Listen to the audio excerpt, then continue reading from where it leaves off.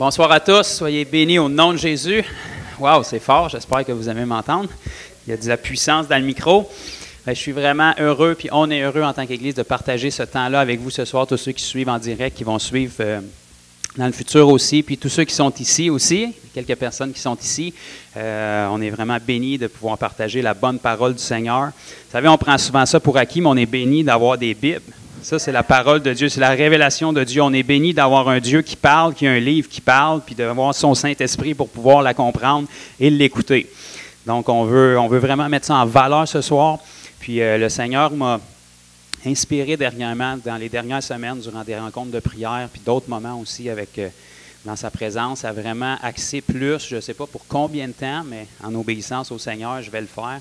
Le Seigneur m'a vraiment poussé à axer plus les prochains partages que je vais faire sur l'enseignement. Vraiment sur des enseignements bibliques, et c'est ce qu'on va faire ce soir.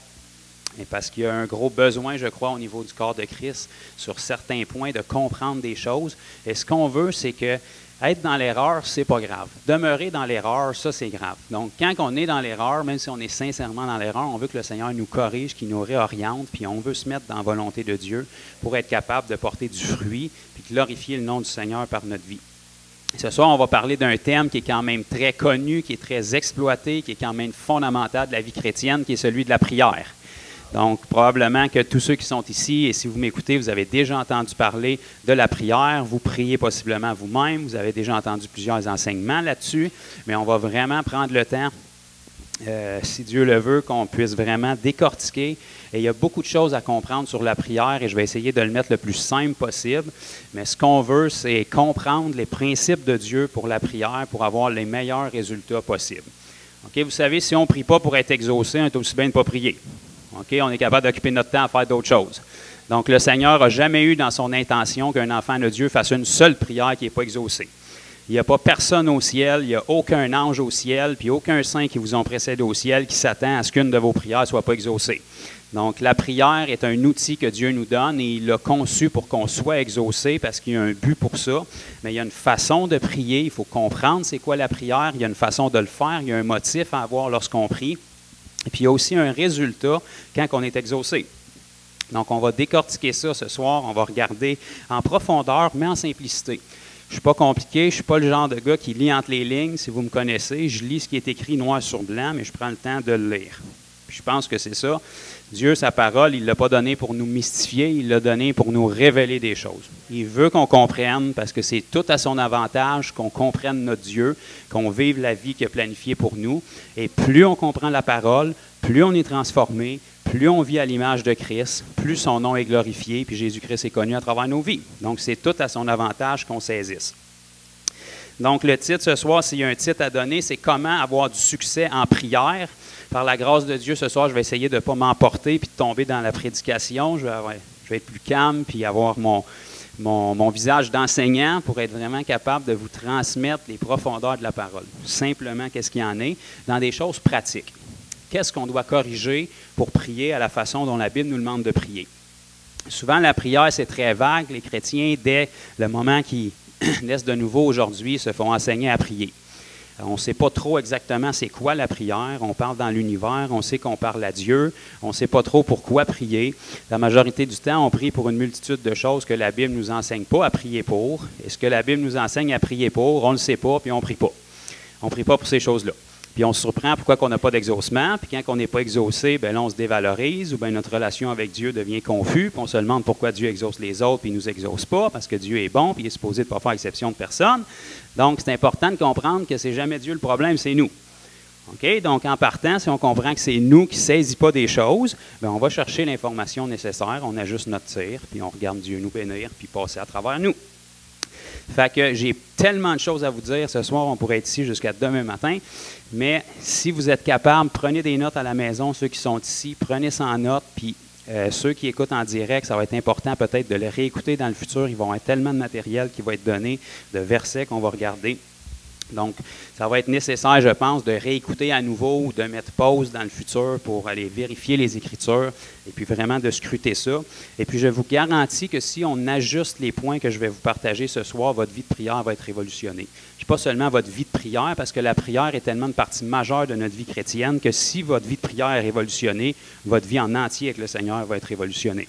Puis non seulement votre vie va être révolutionnée, mais la vie de d'autres personnes autour de vous va être impactée. Parce que vos prières vont être exaucées, puis ça va toucher d'autres personnes aussi. Fait que je veux juste qu'on prenne un petit temps juste pour remettre ça au Seigneur avant qu'on commence. Parce que c'est sa parole, puis c'est son Saint-Esprit. Fait que je ne veux pas être un orateur, je veux vraiment être sa bouche ce soir et que l'Esprit qui a écrit cette parole-là puisse vraiment la faire rentrer dans nos cœurs puis ouvrir notre entendement pour qu'on la saisisse. Fait que Seigneur, on te remet ce temps ici ce soir en toute simplicité, en toute humilité. On te remercie pour ta présence qui nous a précédés. On te remercie parce que tu es toujours fidèle à ta parole. Tu es fidèle pour nous la révéler, pour nous la faire comprendre. Tu dis même que tu as mis en nous le vouloir et le faire pour qu'on l'accomplisse. Donc, tu as pourvu à tout ce qui est nécessaire. Ce soir, on veut ouvrir grand nos oreilles, grand nos cœurs. On veut que ta parole fasse son chemin.